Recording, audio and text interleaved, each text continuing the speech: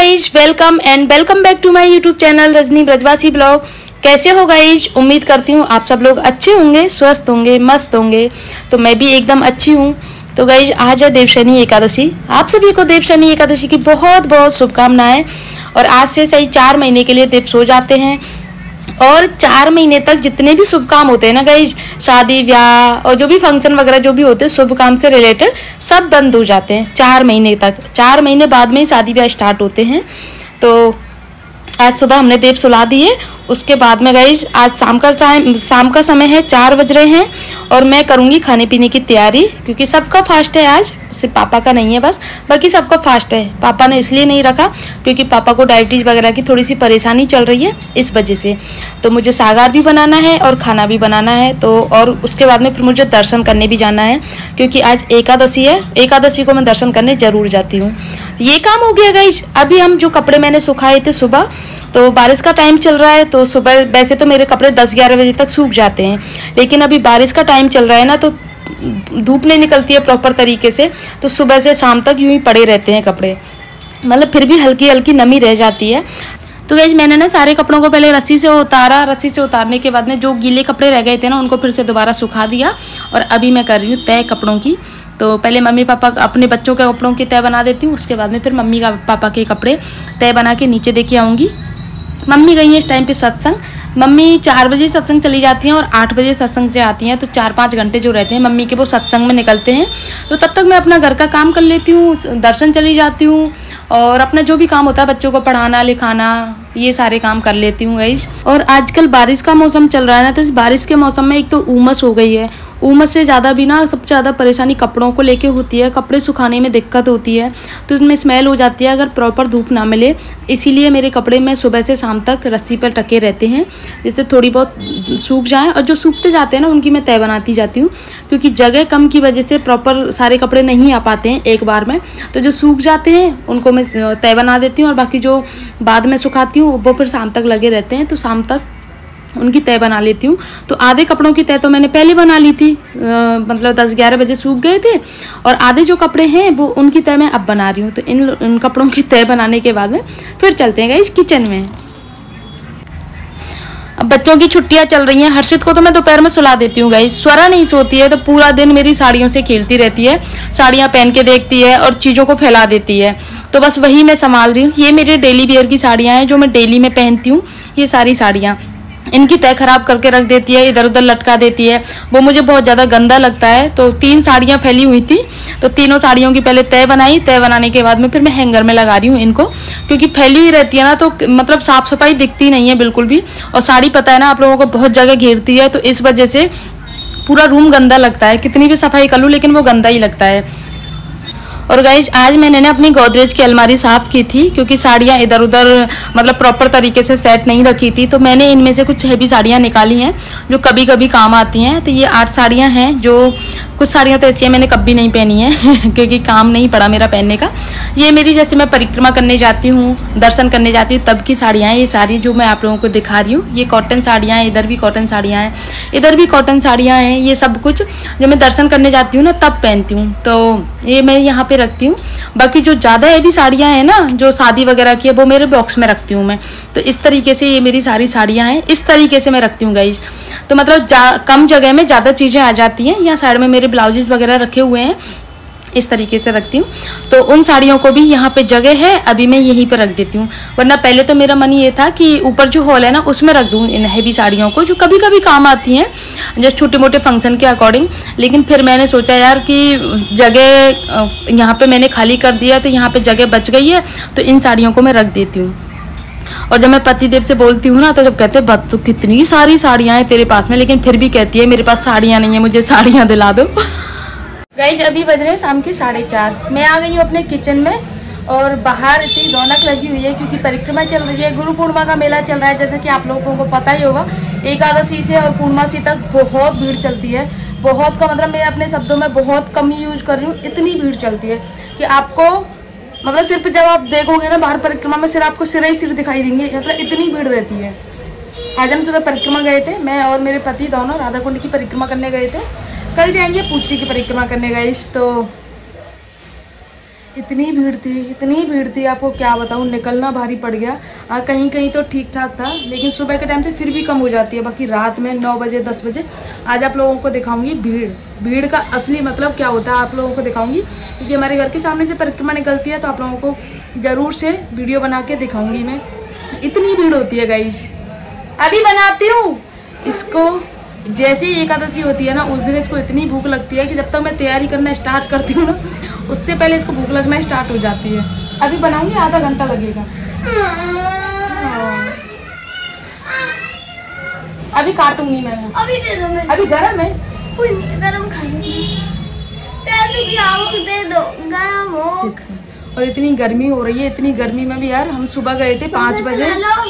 नहीं, यहाँ की नहीं कह रही मैं, परिक्रमा की कह रही हूँ। सुबह 5 बजे गए थे हम लोग, लेकिन फिर भी मतलब 5 बजे तो ठंडक रहती है ना, लेकिन इतनी पसीने आए थे सुबह 5 बजे। बाकी पूरे दिन परिक्रमा चलती है, इतनी सड़क भी पूरी गर्म है, थकान अलग हो जाती है। तो इसीलिए ना मतलब वाकई में भक्ति में बहुत शक्ति है। लोग परिक्रमा लगाते हैं। मैं तो राधा कुंड की आधी लगा के आई थी, मतलब राधा कुंड की लगाई थी 3 कोस की। बाकी पूछ रही कि कल लगाऊंगी, तो आधी परिक्रमा में ही हालत ख़राब हो गई, मेरे पैरों में छाले हो गए थे। बाकी जो 7 कोस की, जो बाहर के लोग हैं वो तो 7 कोस की पूरी लगाते हैं, तो उनको तो बहुत थकान हो जाती होगी। आज एकादशी है, गिरिराज जी के दर्शन करने जाऊंगी, तो जल्दी जल्दी कर लेती हूँ काम खत्म। पहले सागर की तैयारी करते हैं, देन उसके बाद में फिर चलेंगे गिरिराज जी के दर्शन करने। सुबह तो हो ही नहीं पाए थे, क्योंकि सुबह हम दानघाटी गए थे, सुबह तो दर्शन ही नहीं हुए, सिर्फ लोग ही लोग दिखे। बंद हो गए, सटा बंद थे। नहीं, दर्शन तो खुले थे, लेकिन दिखाई नहीं दिए गिरिराज जी, लोगों से ढके हुए थे पूरे। भीड़ तो अभी भी चल रही है, अभी भी परिक्रमा तो अभी भी चल रही है गाइस।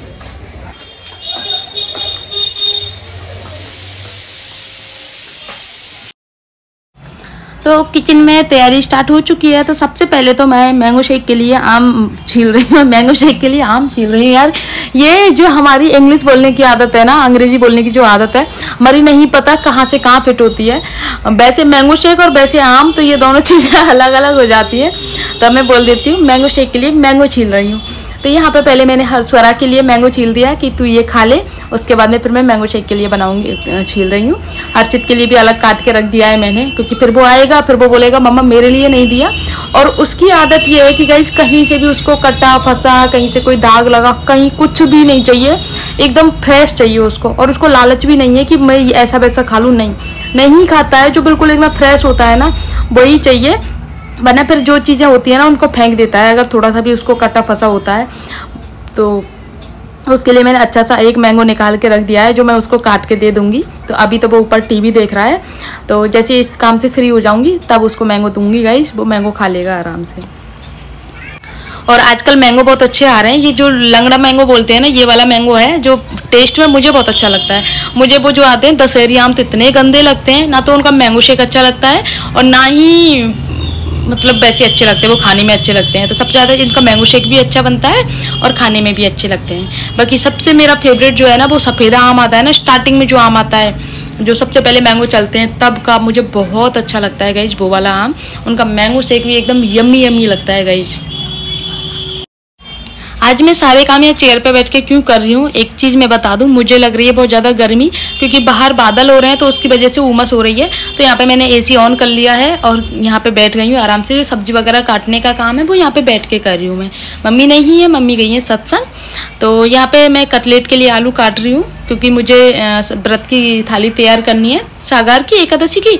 तो उसके लिए पहले कटलेट काट रही हूँ और दूसरी जो चलनी है उसमें मैं काटूँगी पकौड़ी के लिए, कुटू की पकौड़ी के लिए गाइस आलू। तो यहाँ पे सारी तैयारी कर रही हूँ। और यहाँ पे जैसे मैं थोड़ी देर बैठी थी, इतनी देर में लाइट चली गई थी। बहुत ज़्यादा गर्मी लगती है मुझे, क्योंकि दवाइयों की वजह से मुझे गर्मी लगती है, लेकिन काम है गाइस वो तो करना होता है, चाहे गर्मी हो, सर्दी हो, बरसात हो, कोई सा भी सीजन हो, काम तो आप लोगों को करना ही होता है। जितनी भी हाउस वाइफ है ना, ये सब मेरी चीज़ से रिलेट करती होंगी। तो गाइज मैं यहाँ पे कूटू पीस रही हूँ अभी, क्योंकि हमारे जो कूटू यूज करते हैं ना वो साबुत यूज करते हैं, बाजार का पिसा हुआ यूज नहीं करते, क्योंकि ज़्यादातर मसाले हमारे साबुत ही आते हैं, घर पे पीसते हैं। तो यहाँ पे मैंने कूटू को पहले अच्छे से साफ कर लिया, मतलब बीन लिया, उसमें देख लिया कोई कंकड़ वगैरह तो नहीं है। उसके बाद में पीसने के बाद में इसमें चलनी से छान रही हूँ मैं। और ये वाली चलनी है ना, अलग वाली चलनी है, क्योंकि आटे वाली चलनी यूज नहीं कर रही हूँ मैं, क्योंकि व्रत की चीज़ें हैं तो आटा यूज नहीं होता है, तो इसलिए अलग से मैं छान रही हूँ उसको। उसके बाद में इसको डब्बे में पैक करके रख दूँगी फ्रिज में। फ्रिज में रखने से क्या है, लंबे समय तक चलता है और ख़राब नहीं होता है। मैदा, सूजी और जितने भी ड्राई फ्रूट्स वगैरह होते हैं, और ये कुटू का आटा हो गया, सौखिया हो गया, ये सारी चीज़ें हम फ्रिज में रखते हैं जिससे लंबे समय तक चलते हैं। अभी स्टार्टिंग कर दी है मैंने सागर की। तो यहाँ पे मैंने लिया है कुटू का आटा। कुटू का आटा लेने के बाद में मैंने थोड़ा सा नमक डाला, व्रत वाले नमक मिर्च, थोड़ी सी डाली काली मिर्च, और उसके बाद में थोड़ा सा पानी लेके इसको पहले हल्के हाथों से इसको पानी डाला थोड़ा थोड़ा। उसके बाद में अच्छे से ब्लेंड हो गया तो इसको चला करके इसको रख दिया। तो इस तरीके से हमारा कुटू का आटा भीग गया है। अब करते हैं दूसरी तैयारी। कूटू भीग के रख दिया है। अभी मैंने स्वरा से बोला कि स्वरा फ्रिज में से दही निकाल के लेके आ, मैं रायता बनाऊंगी, क्योंकि उसको बहुत ज़्यादा भूख लग रही है। तब से ही मेरे पास में खड़ी हुई है, मम्मा कितनी देर लगाओगी, कितनी देर लगाओगी। उसको इंतजार नहीं होता है गाइस। जब मैं व्रत की थाली तैयार करती हूँ ना, तो इसको कूटू की पकौड़ी, रायता, साबूदाने बहुत अच्छे लगते हैं। तो यहीं खड़ी हुई है, मम्मा कितनी देर लगेगी। तो मैंने बोला पहले दही निकाल के लेके आ, रायता बनाना है। तो यहाँ पर मैंने निकाल लिया दही, और रायता बनाने के लिए आलू का रायता बनाना है गाइस मुझे। तो इसमें भी मैंने नमक मिर्ची डाल दिया है, और आलू उबाल के रखा था मैंने, तो एक आलू भी डाल दिया है। तो अभी इसको भी रख देती हूँ। और यहाँ पे स्वरा आ गई थी बीच में पंचायत करने के लिए, तो मैं इस पर गुस्सा कर रही थी कि मैंने इसको चला दिया है दही को पहले से ही। तो मैंने इसको धो के भी रख दिया था ब्लेंडर को, लेकिन फिर भी इसने दोबारा से दही में डिप कर दिया। अब मुझे दोबारा से साफ करना होगा। तो गई चलते हैं गिरिराज जी दर्शन करने के लिए। बाकी जो काम है मेरा किचन का वो मैं आके कर लूँगी। और आज मैं अकेले जाऊँगी, बच्चों को लेके नहीं जाऊँगी, क्योंकि बहुत ज़्यादा भीड़ है और बच्चों को लेके दिक्कत होगी, दर्शन भी नहीं हो पाएंगे अच्छे से। तो मैं अकेली जा रही हूँ आज। और बाहर आप मतलब बहुत ज़्यादा आवाज़ आप लोगों को सुनाई दे रही होगी, वो परिक्रमा की है, भीड़ हो रही है परिक्रमा की। तो जल्दी से जाती हूँ, जल्दी से आती हूँ दर्शन करके। उसके बाद मैं किचन का काम करूँगी। आधा किया है मैंने, आधा आके करूँगी। चलते हैं गैस गिरिराज जी के दर्शन करने। गर्मी हो रही है बहुत ज़्यादा। तो गैस मैं कह रही थी ना आप लोगों से, मैं नहीं जा पाऊँगी। अभी मैंने जाने की बोला तो पापा कह रहे थे भीड़ बहुत ज़्यादा है, फंस जाएगी भीड़ में, मत जा। तो साड़ी पहनी है, बस यूँ ही जाएगी साड़ी पहनना मेरा, क्योंकि बहुत गर्मी में साड़ी पहनना होता है।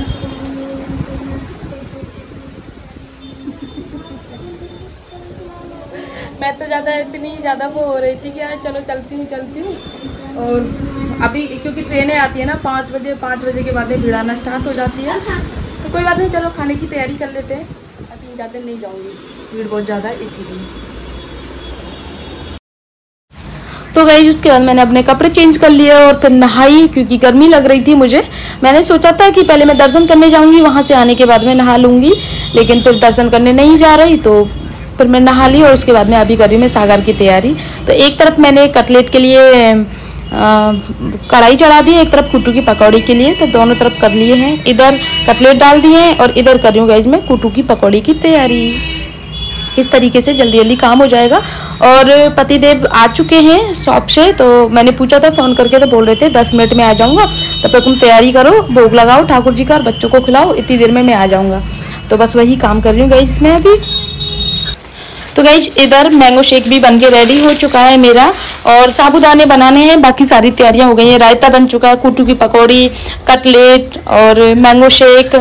आलू का हलवा नहीं बनाया क्योंकि पतिदेव रबड़ी लेके आएंगे, तो उसका भोग लगाना है मीठे में मुझे। तो ये सारी चीज़ें हो गई हैं गाइस।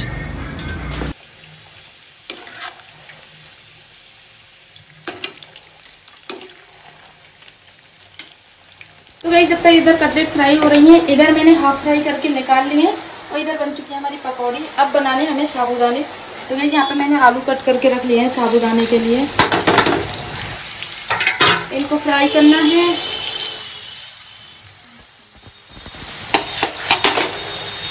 और इधर साबूदाने में जो भी एक्स्ट्रा पानी था वो निकल चुका है। अभी हम इसको बनाएंगे, यहाँ रख देते हैं गाइस, अभी इनको फ्राई कर लेते हैं। इधर गाइस ये फ्राई हो चुके हैं, अभी हम डाल देते हैं साबूदाने।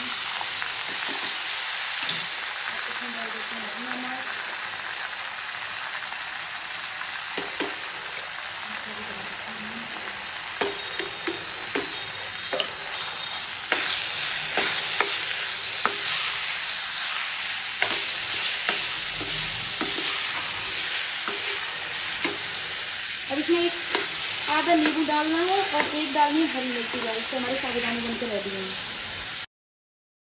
तो गाइज फाइनली व्रत की थाली कंप्लीट हो चुकी है और मैंने ठाकुर जी का भोग भी लगा दिया है। तो ये मैंगो शेक का भोग लगा दिया अभी मैंने। वैसे तो मैंगो शेक का बाद में लगाती, लेकिन रबड़ी की बोला था पतिदेव ने मैं थोड़ी देर में लेके आऊँगा, लेकिन ठाकुर जी के लिए कुछ मीठा तो चाहिए, तो मैंने मैंगो शेक का भोग लगा दिया है अभी।